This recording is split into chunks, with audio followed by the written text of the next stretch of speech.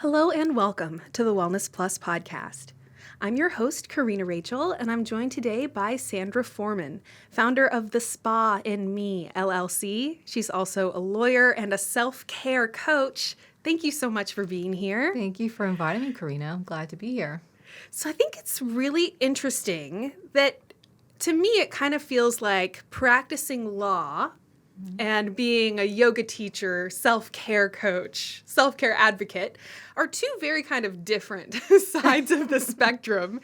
Can you just talk a little bit about maybe which came first and how you've, come to really dedicate your life to retreats and helping people take care of themselves? I get that reaction quite a bit.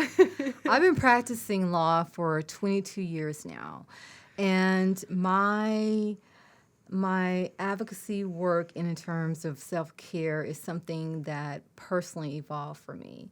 I mainly practice in the areas of health and disability law. Okay. And just really through my own burnout, my kids were reaching middle school age and didn't need me as involved as much.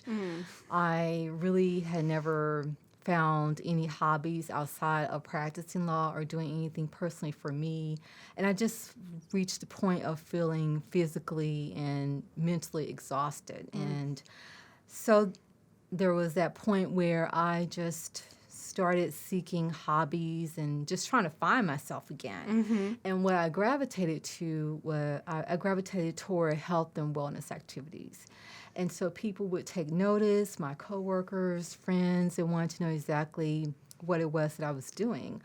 And so I would share tips with them. And again, coming from a health and disability background, what I found and what I do believe is that those types of activities are important for prevention before people get to the point where they are chronically ill. I think it's a very first important step to take care of yourself.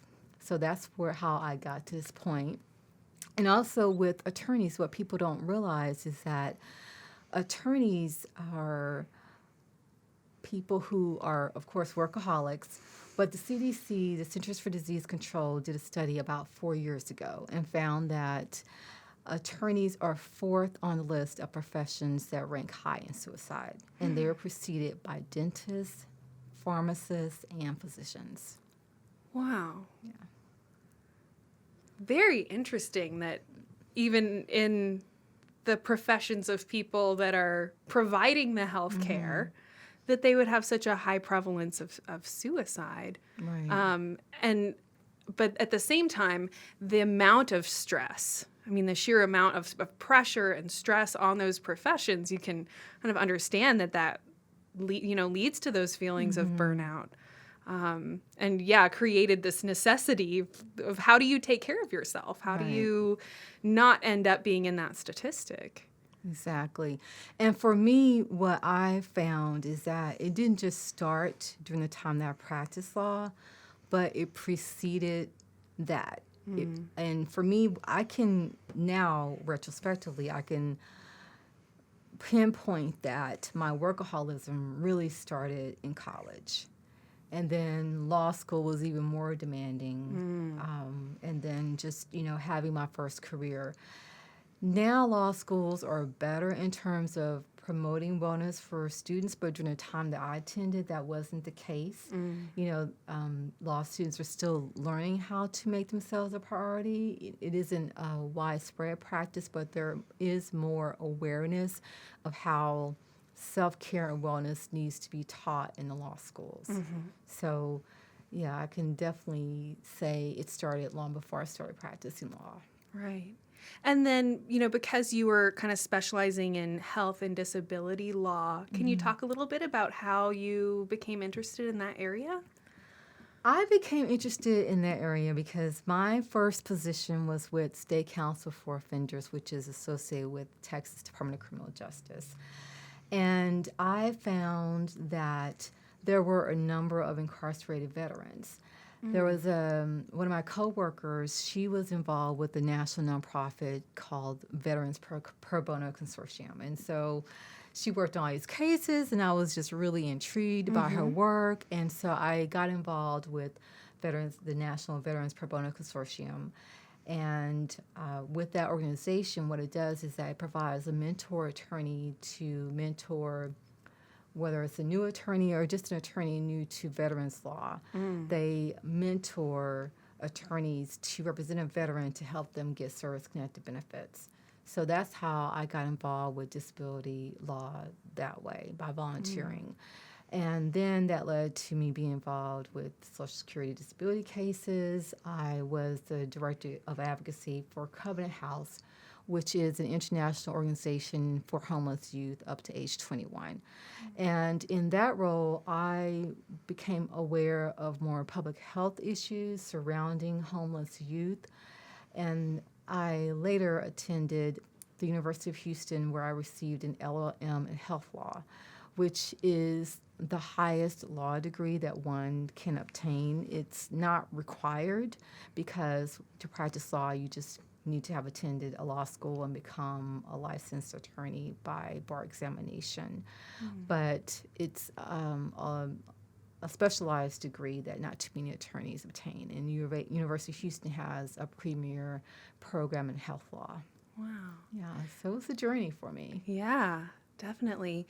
And then so I'm just kind of imagining there's this kind of component that you're seeing among the cases you're working and the clients you're working with, that some prevention could have really helped them out Right. to not end up in that situation. And then for yourself, feeling, it's almost like a, growing that feeling of burnout. It's just like growing weight on your shoulders, so to speak, Right. until at some point it's just too much, and then you're really looking outside of what you're already doing and looking for, yoga and things like that. So is that kind of what, I guess, brought you to the yoga mat, so to speak? It really is, because I remember I would try so many activities. I'm like, I'm too active for these sedentary activities. I need something that's a little more active, but then at the same time, I realized I need to slow down. So I did get in.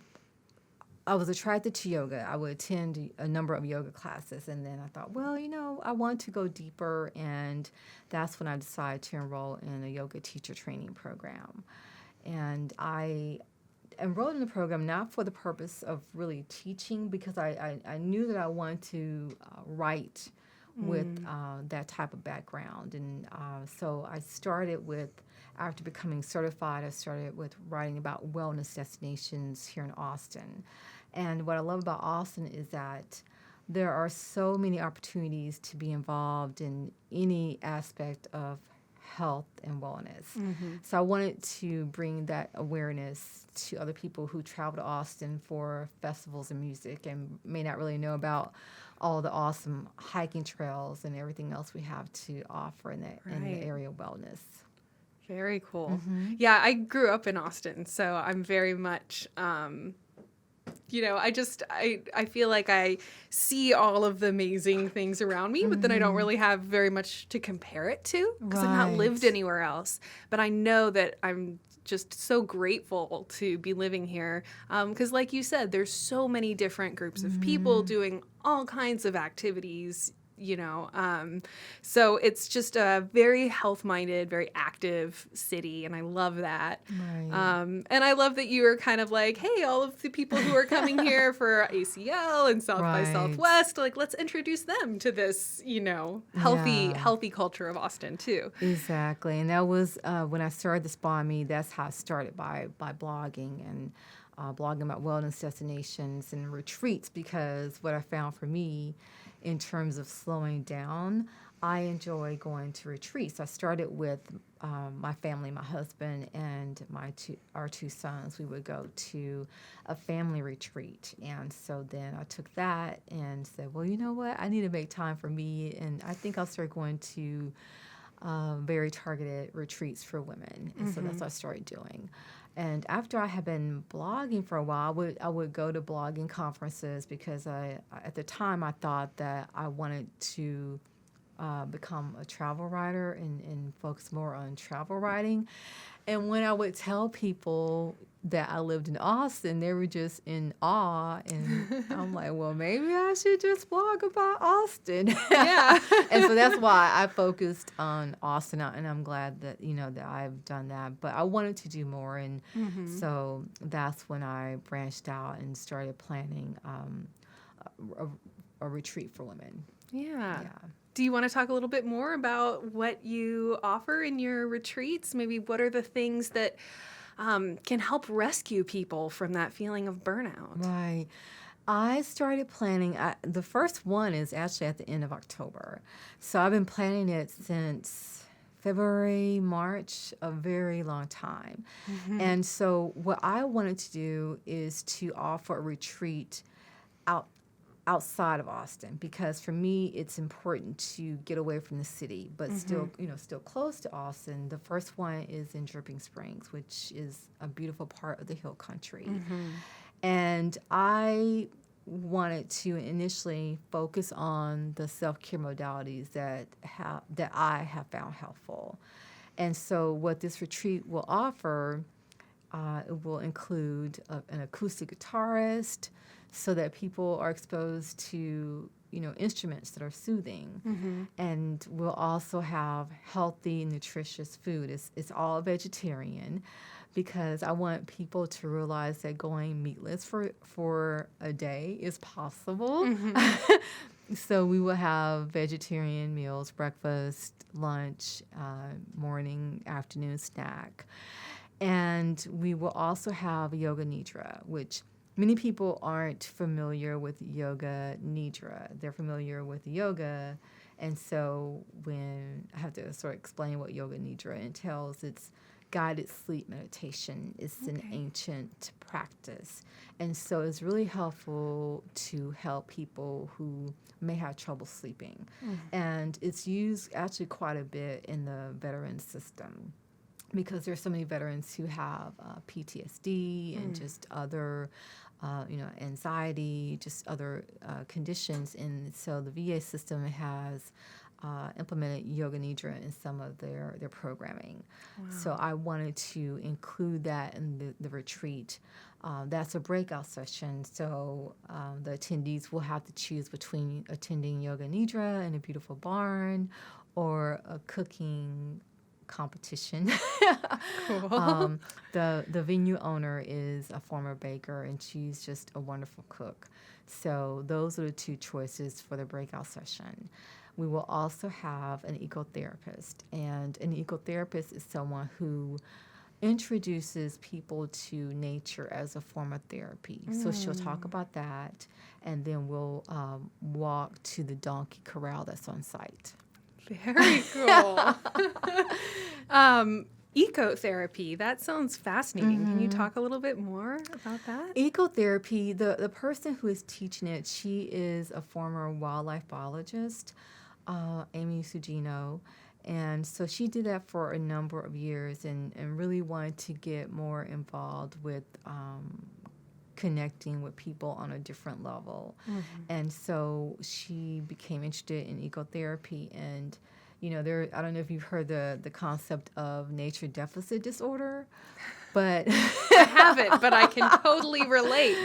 Right. So ecotherapy to me exists to combat that, because not too many people go outdoors anymore. Not too many people are in green spaces anymore. So ecotherapy really is to get people outdoors, introduce them to nature, which could be introduction to animals. So it's that aspect of just trying to get more people outdoors again.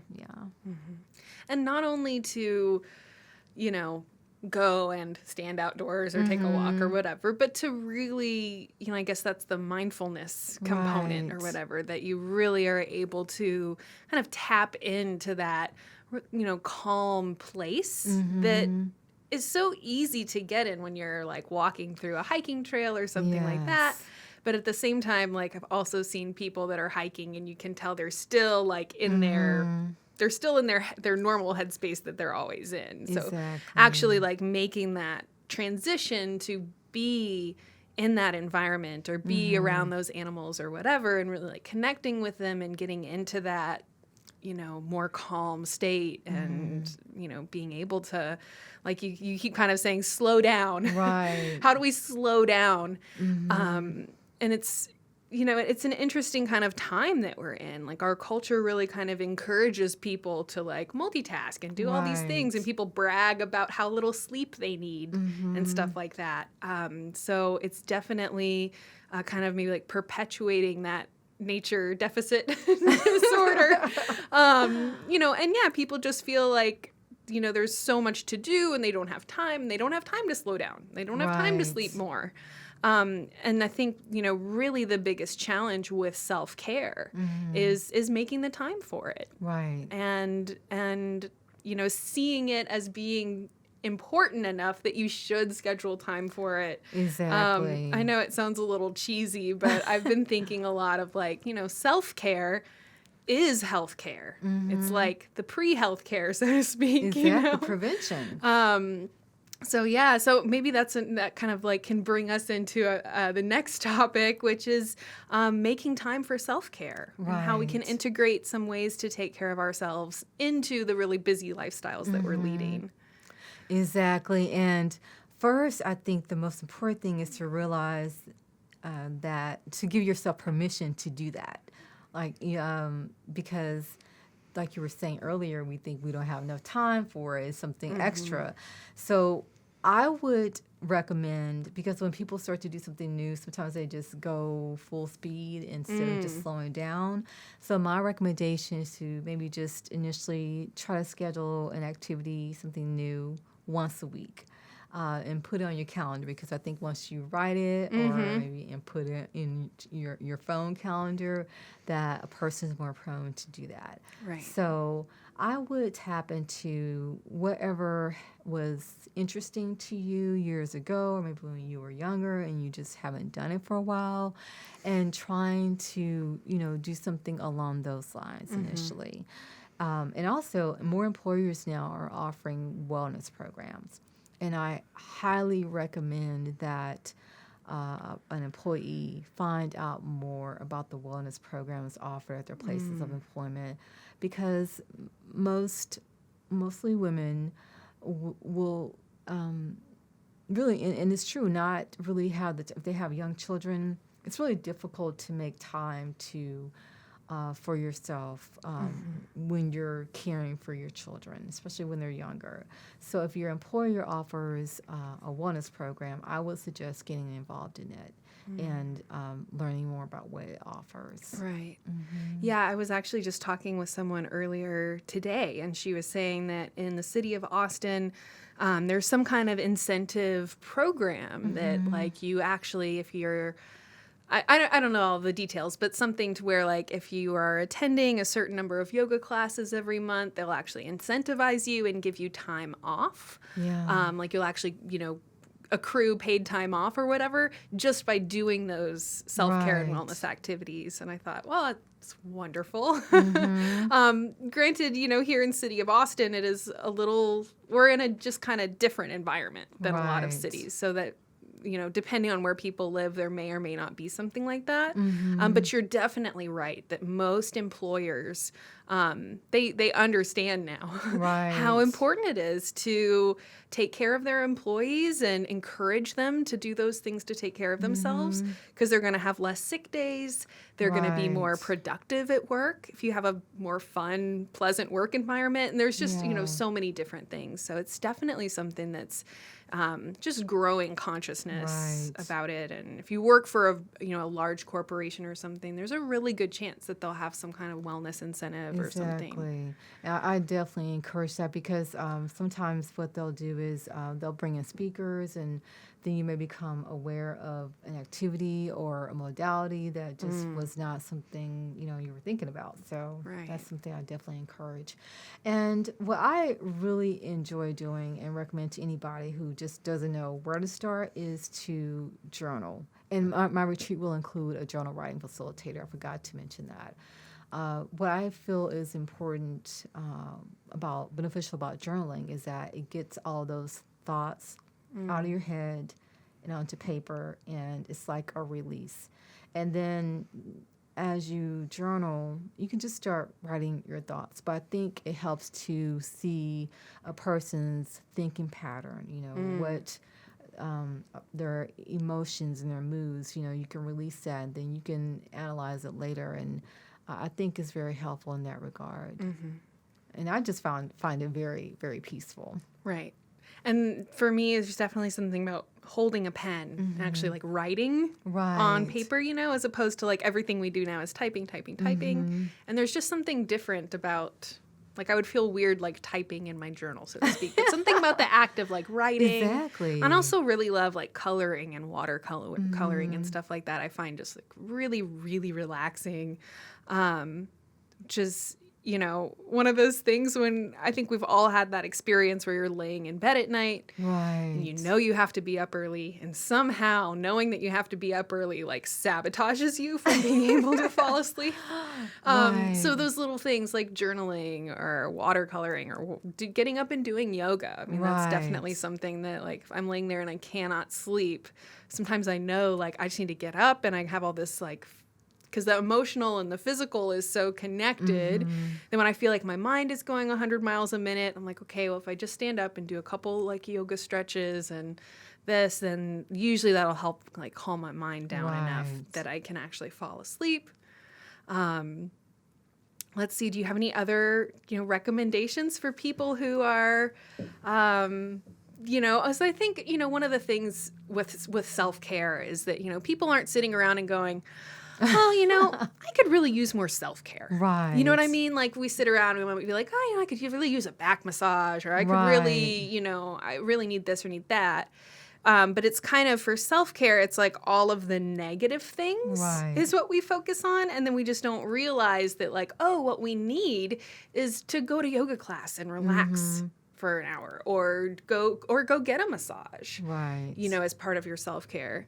So those things that people are sitting with, like, I'm feeling burnt out, I'm feeling overwhelmed, I'm feeling like I can't even get through the day, or I'm depending on coffee or sugar or whatever these, different, drugs, caffeine and sugar, that get people through the day, so to speak. And those are the kind of warning signs, I guess. Exactly. The little indicators. Are there any other little indicators, I guess, that people could use to kind of, help notice if they're in a situation where they really need to start making time for this kind of care? Sure. I would say maybe sleeping more than usual is definitely, to me, an indicator. Not being able to focus at work, or, just not being your normal productive self is an indicator. And, when a person can maybe see that something is not, that you're not functioning the same as before, that you need to try to take steps to figure out, what is it that you can do to turn that around, and not isolating yourself. Maybe isolating yourself is another indicator. Maybe before, a person would talk on the phone with their friends, and if they're not doing that anymore, I would see isolation as another sign for people to watch. Right. Right. I also think about, getting back to that kind of your background in health law and everything, is that, maybe another piece of the self-care that, to me as a health coach, doing what I do, to me it's very clear that, like, what we do in our self-care and are trying to keep our stress low and trying to keep ourselves feeling optimistic and positive, like, has a direct translation over to our physical health. Right. How likely we are to, end up with some kind of chronic disease, or even just something like chronic headaches, chronic inflammation, these kind of things that at some point were a small problem, and then at some point were just an unaddressed problem for so long that then it became, this much more significant issue. Are there any maybe examples or like more specific things like that, ways that making time for our self-care translates, literally to healthcare and keeping us healthy. Right. What I would say is that I really saw this when I practiced Social Security disability in my disability practice. I think that people didn't know what to do other than focus on their condition. So it's sort of like a person just that's all they know. So that's their daily life, and not knowing the options of journaling, or just doing something outside of making your health condition the primary focus in your life. Right. And so I think that by itself is disabling, because you're not able to get outside of that thought process. More physicians now are recommending physical activities and things for their patients to do, but it's really getting out of that mindset of that's what a person has become accustomed to. Right. So I think it's helpful when a healthcare setting can introduce their patients to what's out there, but first they have to know. So it's Right.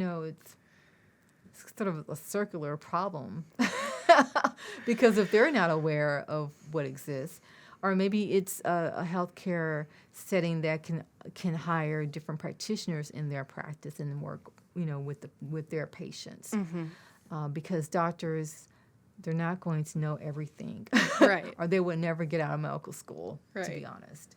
So that's why I think it helps to have a collaborative type practice. Right.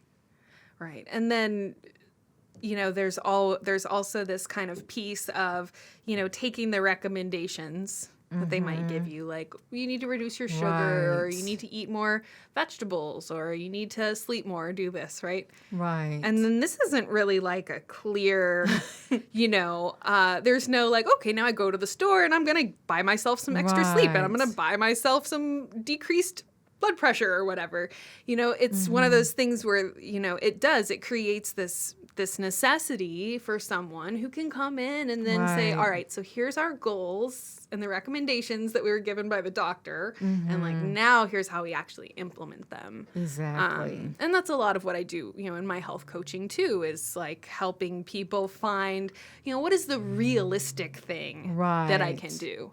Because by and large, a lot of the things, seem really difficult. Oh, I need to lose weight. I need to do this. I need to do that. And they feel like these big kind of crazy mountains.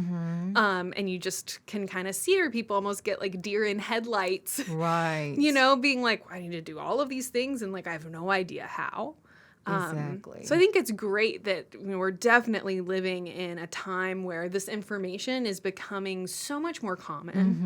And like you said, people, even in their workplace, and employers actually coming out and Right. saying, all right, we want to help you take care of take care of yourself this way. Because that feeling of being overwhelmed or confused as to like what to do or where to start, I mean, that's a very, can really kind of freeze people, freeze people where they're at. And, like you said, also, concentrating too much on the problem or too much on the Right. condition, or too much focused on the things that need to be done, and not thinking of like, okay, well, what are the things I can actually do right now, Right. to start taking better care of myself. And I think it's important too, like you were saying, to start, because an individual will feel the overwhelm if they receive too many things that they need to do, and just breaking it into small steps, one step at a time, and focusing on that. And then when that's accomplished, then moving to the next thing. But they definitely need to be able to work on one goal at a time, or else it will become too much for them. Yeah. You don't want to get like burnt out on the Exactly. stuff that you're trying to do to help you not Exactly. feel burnt out. And I think too, for some people, they have the idea that eating healthy costs more, and so I think that's important to introduce a person to ways that they can cook, and how it actually in the long run does save money. Because maybe you're buying less medications, or you're going to the physician, all these different health professionals less, because you're taking these steps. Right. Preventive And steps. you just feel better when you start eating those better foods. Right. And that's a hard thing to convey, to someone who's sitting there and they're like, I don't want to give up my, Big Right. Macs and big gulps or whatever, So, and I think the whole like healthy eating thing in general is, it's a very kind of tumultuous ground, Right. because when you look at all of those fast foods and junk foods, they're using extreme amounts of sugar and sodium Right. and monosodium glutamate and all of these things that really disrupt a person's ability to, the body's ability to tell which foods are good for you or bad for you. Right. So once somebody's been eating in that way for a really long time, it can be hard to transition to the more natural foods that Right. aren't loaded with all of these crazy things. So, again, like that little transitional piece to just eating better or making time to prepare your meals. Right. All of these little things are, they feel really big and scary at the beginning before you do them. So having somebody that can help you, create those steps and make it a really simple, simpler process at Right. least, is so important, And so I feel very grateful that we're living in a time where this information is becoming more widespread and embraced. And yeah, you can definitely find people all over the internet to teach you whatever style of eating or whatever that you want to Right. do, which I think is very nice. So getting back to that idea of simple things that we can do right now to start taking better care of ourselves, do you have any recommendations for our listeners? I would say number one, they did a great job by listening to this podcast. Yes. Making time to learn something, and hopefully, we are able to minimally help them feel more calm and more empowered just from listening. Exactly. But any little tips that you have I do for have a few people? more tips. Number one, I think it's important for us to learn how to slow down. I think that's very important, to learn how to live in solitude. If that's a possibility, if your kids are going away, then maybe take the opportunity to do nothing. Don't clean the house for maybe 30 minutes. Just, being in stillness, I feel, is very important. And also, self-care doesn't have to cost a significant amount of money. It could just be maybe spending time a Saturday watching comedy shows, and laughing, because laughter is therapy as well. So, doing something as simple as that, I think is helpful. Reading a book, if a person enjoys reading and hasn't done that in a while, maybe on a Saturday or at night, spending time reading. That's something a person hasn't done in a while. So it doesn't have to be complicated or costly to just make time for yourself. And I love what you had said earlier about, maybe thinking back to things that you used to do when you were a kid. Right. So I know so many people are like, I used to always do dance lessons or gymnastics, or I Yes. used to really love painting and artwork. And then at some Yes. point, real life steps in, and then Right. they stopped doing that thing. But I think that's a great little, thank you. recommendation. And for myself, with like the watercoloring and stuff, that was something where like I never, would have been like, oh, I'm going to start watercoloring as like Yes. my new profession or something. But, Right. we got these really beautiful watercolors, and I started just coloring all the time. And then I was like, oh yeah, this is so much fun. I haven't And tried that. and it was like very nostalgic, So I would get like the adult coloring books, like really intricate Right. flowers and bees and doggies and like whatever. But something about like just, coloring in the lines, Right. and I love the watercolors because they're not as messy as like regular paints. So you just Right. have your watercolor pencils, and you can just take a little paintbrush dipped in a tiny bit of water and like spread the pencil around. You can like do it. I can do it while I'm in bed. nice. Like big arts and crafts projects are like not probably going to happen for me, but I love that. And I think also the Right. colors are very calming. Mm-hmm. So that's just kind of like my little nostalgic thing that I've Right. like picked back up. And I'm like, wow, yeah, why did I ever stop coloring? Why did I ever Exactly. stop doing this? It's so much fun. And I feel so calm, while I'm doing it, when I get done painting something. And Right. then you have a beautiful little picture, Mm-hmm. which feels nice in itself, that you created something. I think that on its own, just like the concept of creating a Mm-hmm. physical thing, Right. is really powerful too, especially in the day and age where everything is virtual and everything's online. Actually, like Right. getting your hands on something. And Mm-hmm. maybe it's like I always think about, like clay work and stuff. Like I would love to go take a clay sculpting Right. class or something. I think that would just be so fun, but like something you really get your hands literally dirty Right. doing. But any kind of like physical activity, coloring, painting, making stuff, anytime I kind of do something artistic or creative, Mm-hmm. I always just feel better afterward. Right. And not that I'm going to go like start an Etsy store selling my watercolor paintings or anything like Yeah. that. But, just to have something that feels so nice to do. I like that. Yeah. And it's okay, if you try something and, that's not your thing, then that's something a person has learned about themselves and just try something else. Yeah, I mean, I know I tried a number of things and some things I liked and some things I didn't like, but, it was a learning process for me. I learned more about myself along the way. Right. So do you do any teaching yoga now, or you're still practicing law primarily? I'm primarily practicing law, building the spa in me. I have the first retreat at the end of the month, and then after that, I'll offer self-care coaching. Very cool. Right. And the self-care coaching really I will offer through a podcast, Dear Cousin Kay, where people can write email their letters to me under an anonymous I think name. some people may still actually write letters out there. I don't know any of Oh, them, but okay. I feel like maybe That would they be nice. exist. So that's what the self-care coaching will occur in the form of a podcast where I'll respond to anonymous letters. Very cool. Are there any questions that have been sent in to you yet or anything? I have received questions. People have sent questions relating to not feeling, guilty when they want, mothers really, when they want to make themselves, put themselves in their own list. How do you deal with the guilt? A lot of questions relate to sleep deprivation.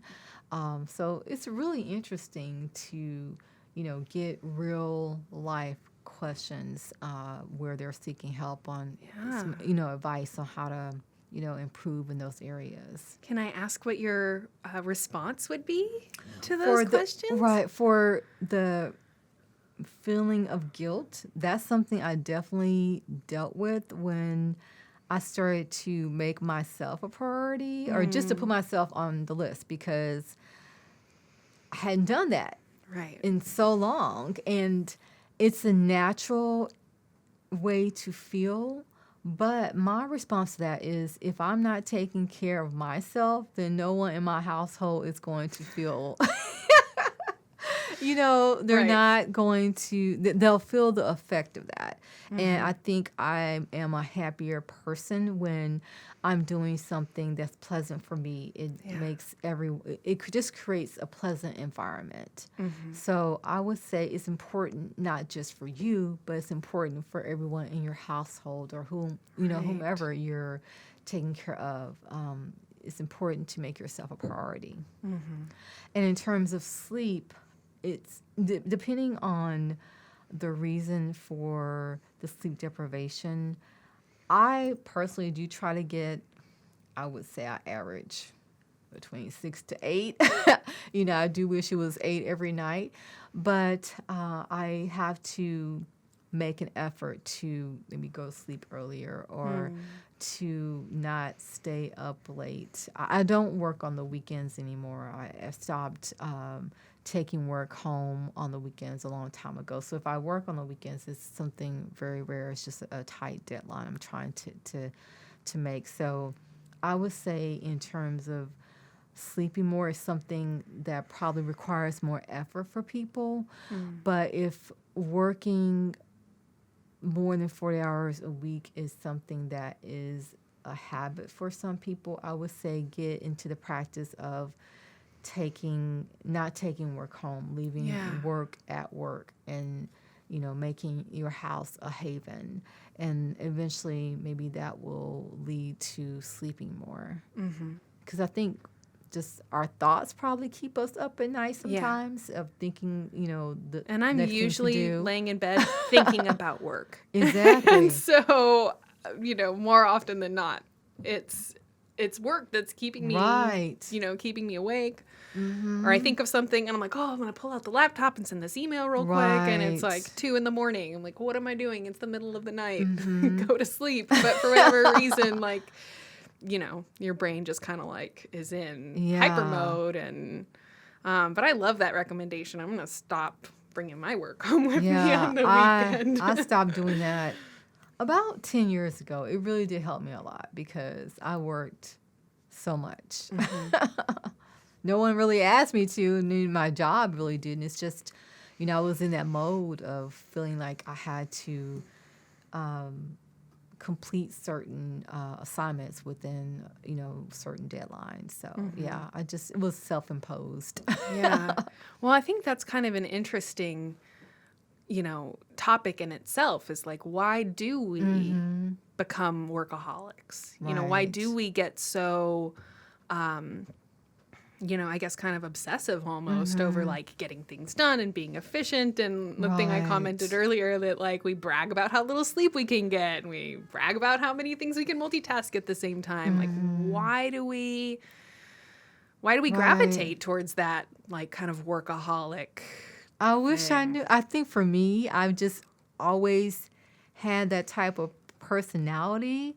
And then when I went to law school, it was magnified. Yeah. I already had that tendency, but it was just, it grew as I, went to college and then law school and then practicing as a lawyer because I didn't know anything different than that. Right. It wasn't something, that's why I say I think colleges are doing a better job now. It's just not something you really hear in terms of making yourself a priority. There are some colleges and law schools now, other graduate programs that are incorporating a wellness curriculum into their programming. And I think that's really important because if you don't hear anything different, then you probably think you should work all the time, Right. I also think that like competitive nature, right, that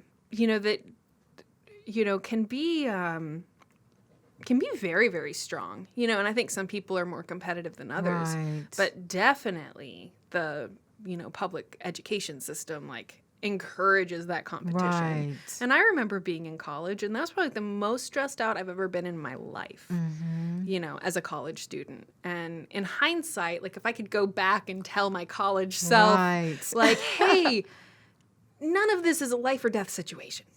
Like, you're going to get through, you'll be fine. But like, all of the nights that I stayed up the whole entire night rewriting a paper 5 different times, like it was just my own like competition, not so much with myself, but like wanting to get the best score, wanting to have the highest grade, wanting to be the one that the teacher like singled out as having the best paper or whatever. Exactly. And then that competitive nature totally continues in our professional lives. Going back to that, one of the first things you said about doctors, dentists, pharmacists, and lawyers being, among the top like rates of suicide, all incredibly competitive, areas. So I think that, just that one component of taming our ego, I guess, and yoga is very strong about like, learning to not be driven by that ego part of ourselves. And, And yet at the same time, like if you look on Instagram or whatever, like the yoga world is actually quite competitive too. Right. So even among the realm of people that are supposed to like not be competitive, that Right. human nature, that human competitive nature, like still comes through. Right. So I think that's a big piece. You know, I think it's a big piece of the reason that we compete over who can sleep the less and we compete Right. over who can work the most. And you know, I'm just kind of having my own little like epiphany here, like talking about it. Yeah. But getting past that like ego part of the self that makes us want to push ourselves beyond what is healthy Right. and beyond what is pleasant Right. And for I us think to endure. exactly. And I think like those professions in particular, and I can attest just for myself, there's also the issue of compassion fatigue. It doesn't just happen in the health profession. It happens amongst, lawyers because we have a client and we want to do our best for our client. And, depending on the issue, we take those on too because it's what we're studying. It's like a course because we're living it day in and day out. So there also is the issue of doing the best work for your client. Right. So we take on the emotions of the case. So, there is that component too. Yeah, it's very, yeah. Yeah.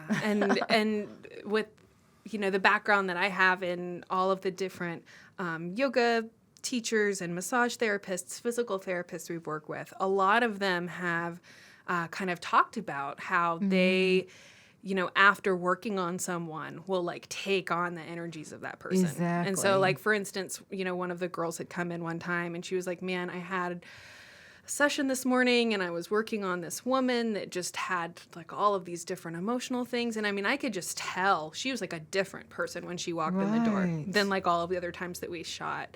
Just from the energy of the person that she was working on that was incredibly grateful for the work, but she had such a complication of health and emotional things going on. Yeah. And that was like definitely on the shoulders of that massage therapist that worked on her. So I can definitely see what you're saying, know, among, again, like doctors, lawyers, you're not only having your own pressures and your own, wanting to, for your own ego, like do the best that you can, but now you're also trying to help this other person. Right. And then consequently, you're kind of taking on the different trauma or stress that they have. That's a big component of it. And I can definitely see where that would be very difficult to deal with. And maybe even like creates more of a need for self-care for those people who are in the positions that they're working with, with other people in those difficult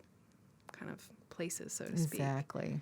Yeah. Wow. It's a different side of it that people don't, especially with lawyers. Yeah. They don't see, well, any of those professions that are, are listed, but, we do take on the emotions of our clients because we're trying to do the best that we can for them. And then unfortunately, you're oftentimes in a case or a situation where, maybe what is right isn't necessarily what ends up being the ruling or whatever, like you're not in a situation where it always ends up with the happy, perfect ending. So then you have to like handle what, the inevitable like disappointments or whatever that can come in that profession too. Exactly.